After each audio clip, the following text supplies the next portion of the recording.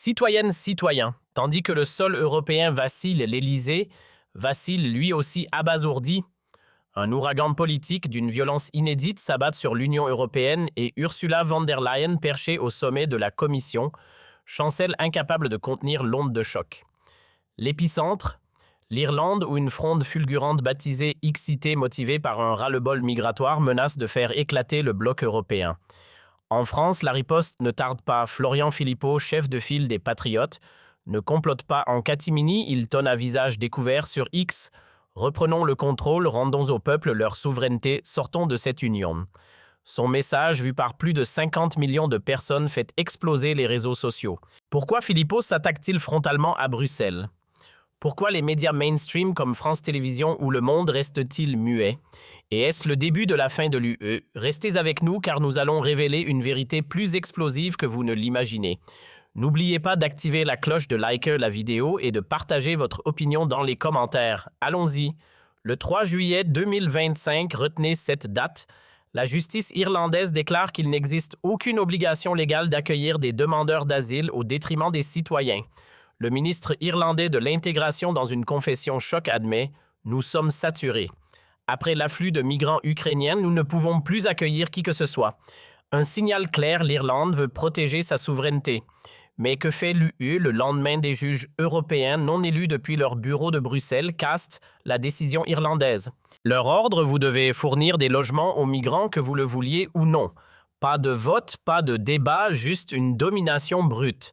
Même lorsque les tribunaux irlandais précisent que les demandeurs d'asile ne vivent pas dans des conditions inhumaines, mais simplement avec des contraintes matérielles, Bruxelles force l'Irlande à plier.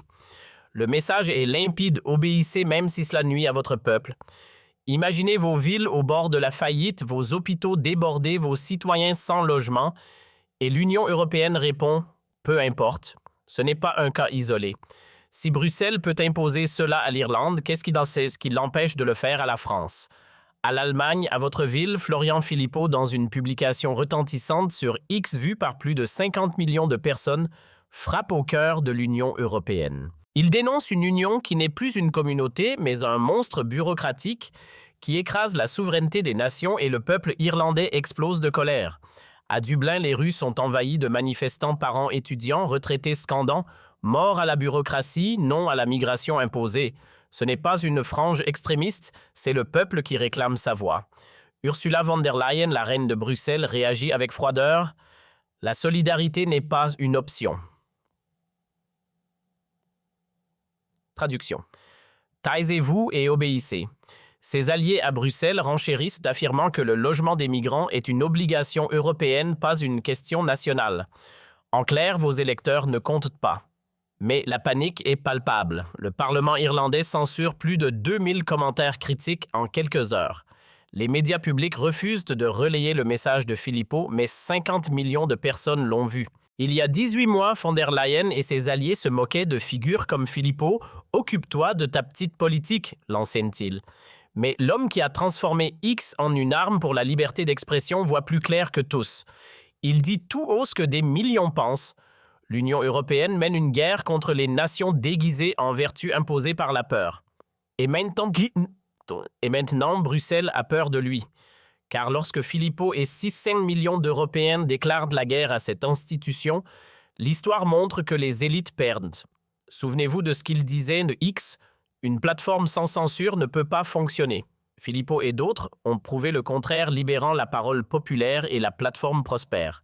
Maintenant, ils visent plus haut. Le système n'est pas cassé, il fonctionne comme il a été conçu. Et c'est pourquoi il doit être démantelé. Cette crise ne se limite pas au logement. Philippot a révélé des chiffres accablants: 4 300 000 migrants sous protection temporaire dans l'Union européenne, 147 milliards d'euros dilapidés et aucun plan pour gérer un séjour qui devient permanent. Les documents fuités montrent que Bruxelles prépare l'arrivée de 10 millions de migrants supplémentaires d'ici 2030, vague après vague, sans plan d'intégration ni responsabilité. Et qui paye toujours le contribuable. Écoutez Sarah Murphy, infirmière à Cork. « Je paye des impôts depuis 20 ans. Ma fille ne trouve pas de logement, mais on construit des centres pour des gens arrivés hier. » Michael O'Reilly.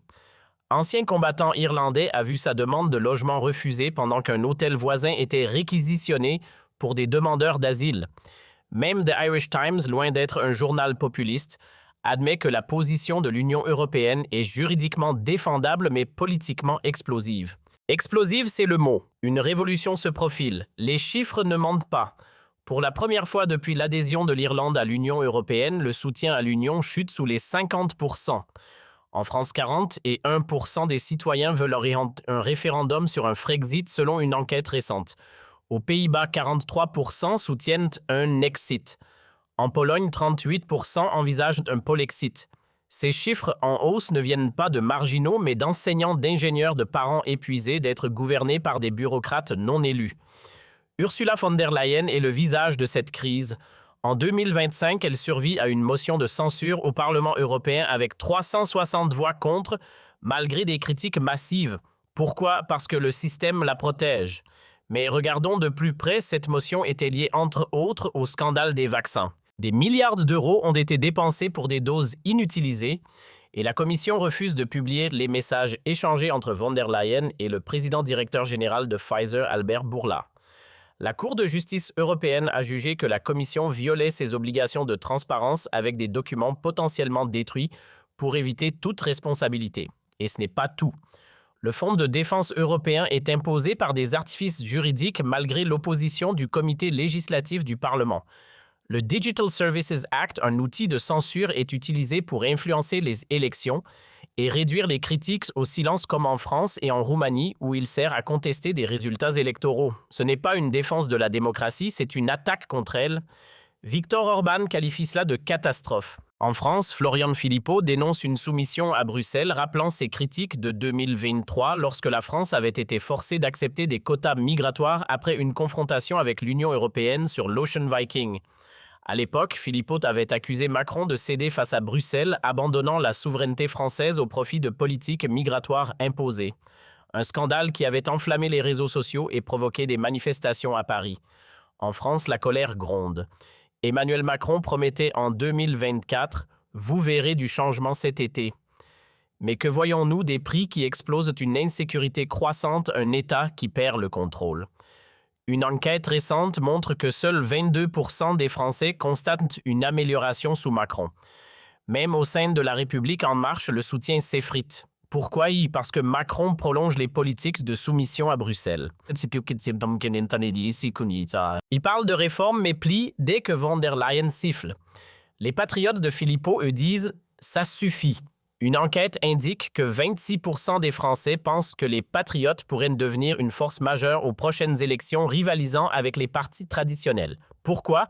Parce que Philippot parle au peuple dénonçant un Élysée qui obéit à Bruxelles au détriment des Français. Le secteur automobile cœur de l'économie française est sacrifié par l'accord douanier de von der Leyen, avec les États-Unis imposant 15% de taxes sur les exportations européennes, tandis que l'Union européenne renonce à taxer les produits américains. Et qui paye le contribuable? Les républicains restent silencieux. Renaissance incarne l'indécision. Les écologistes prônent l'idéologie. Seuls les patriotes parlent clair.